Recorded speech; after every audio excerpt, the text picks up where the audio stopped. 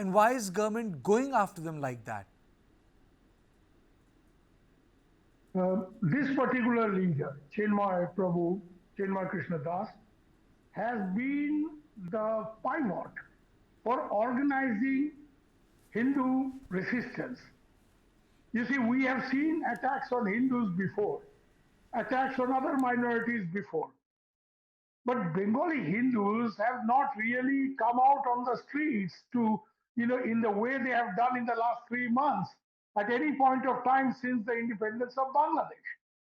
You have a different history. My friend Suhas is here. You have a different history in the Chittagong hill tracks. The Buddhists there, they have fought, an insurgent campaign.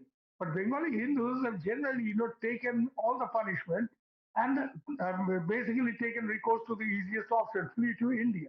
That's what they've done, since 1947 and even after 71.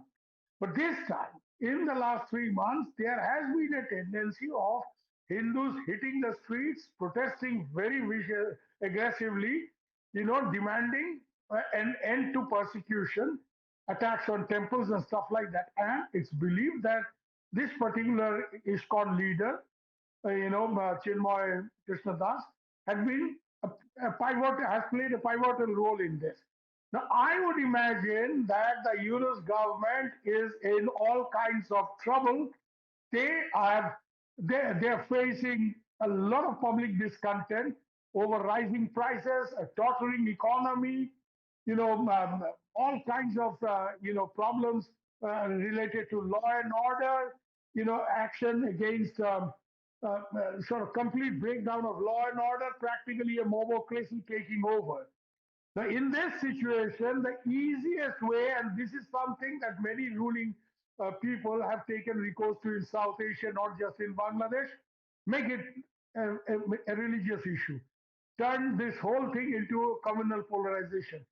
So by arresting, it was a calculated move to arrest Chinmoy Das, accuse him of, sedition, so that the Hindus hit the streets. And in a country with 93% Muslim population, if the Hindus are out in the street and aggressively, demanding something, this obviously has the potential to trigger a backlash.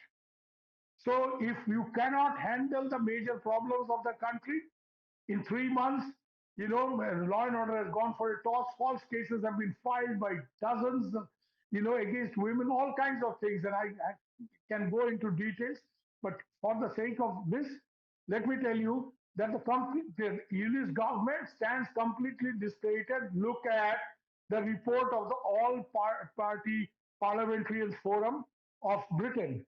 They have come out with a detailed report in which they have made this allegation that this government is actually a vendetta government. It is using filing of false cases as a political weapon, and they have said many other things. So to take the public attention away from this man has been arrested so that the entire thing takes a communal turn. Because at the end of the day, Yunus, can't be bothered about what people in India think. He has to retain his grip in Bangladesh.